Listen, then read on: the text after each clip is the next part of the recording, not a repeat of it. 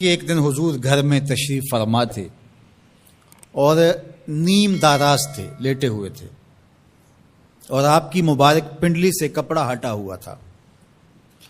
مرد کا پردہ گھٹنوں سے لے کر کے ناف تک ہے۔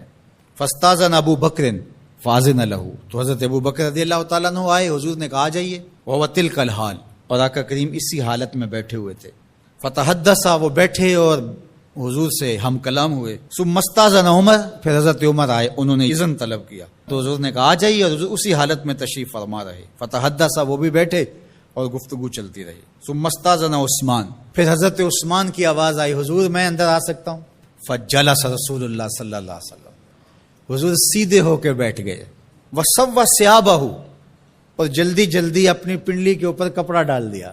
جب یہ لوگ چلے گئے، حضرت ابو بکر رضی اللہ تعالیٰ عنہ بھی، حضرت عثمان بھی، حضرت عمر رضی اللہ تعالیٰ عنہم چلے گئے۔ قالت عائشہ رضی اللہ تعالیٰ عنہ، حضرت عائشہ فرماتی ہیں میں نے کہا حضور ابو بکر آئے تو آپ بیٹھے رہے، جنبش نہیں کی، کپڑا سیدھا نہیں کیا۔ حضرت عمر آئے تو آپ اسی حالت میں رہے اور باتیں چلتی رہیں، لیکن جب عثمان آئے تو پھر آپ ایک دم اپنا کپڑا سیدھا کرنے لگے اور اٹھ کے بیٹھ گئے۔ تو سنو میرے حضور نے کیا جواب دیا۔ کہا میں اس سے حیا نہ کروں جس سے اللہ کے فرشتے بھی حیا کرتے ہیں۔ کتنا بد نصیب ہے جو حضرت عثمان غنی پہ زبان درازی کرتا ہے۔ یہ عثمان وہ ہیں جس سے اللہ کے فرشتے بھی حیا کرتے ہیں۔ اللہ اکبر، یہ عظمت حضرت عثمان غنی رضی اللہ تعالیٰ عنہ۔ فرماتے ہیں حضرت مرہ بن قاب رضی اللہ تعالیٰ عنہ، حضور نے فتنوں کا ذکر کیا، فرماتے ہیں فمر رجل مقنع فی ثوب، ایک شخص گزرا اور اس نے اپنے سر کے اوپر چادر اوڑی ہوئی تھی، وہ چادر سے اپنے چہرے کو ڈھانپا ہوا تھا۔ فرمایا جب فتنے ہوں گے اور بہت فتنے اتریں گے تو یہ شخص جو گزر رہا ہے، یہ چادر اوڑے جا رہا ہے، یہ اس دن حق پہ ہوگا، یہ ہدایت پہ ہوگا۔ مرہ بن کعب کہتے میں دوڑا کہ میں دیکھوں یہ خوش نصیب کون ہے، تو جب نیڑے ہو کے دیکھا تو حضرت عثمان غنی رضی اللہ تعالیٰ، کیا تو میں نے حضرت عثمان غنی کے سر کو پکڑ کے حضور کی جانب ان کا رخ پھیرا۔ فقلت ھذا، میں نے کہا حضور یہ؟ کالا نام، کہا ہاں یہی۔ حضور نے حضرت عثمان غنی رضی اللہ تعالیٰ عنہ کی طرف اشارہ کر کے کہا جب فتنے بہت زیادہ ہو جائیں گے تو یہ شخص اس فتنوں کے زمانے میں مظلوماً شہید کیا جائے گا۔ تو حضرت عثمان غنی رضی اللہ تعالیٰ عنہ پر 40 دن تک پانی بند رہا، اپنے گھر میں معصور ہو کے رہ گئے، سخت اذیتیں کاٹیں۔ شہادت سے قبل آپ کی مبارک داڑھی کھینچی گئی، آپ کو اذیت پہنچائی گئی، اور آپ کی اہلیہ کے سامنے حضرت عثمان غنی رضی اللہ تعالی عنہ کو شہید کیا گیا۔ تو حضرت عثمان غنی رضی اللہ تعالی عنہ حضور علیہ السلام کے پیارے صحابی ہیں۔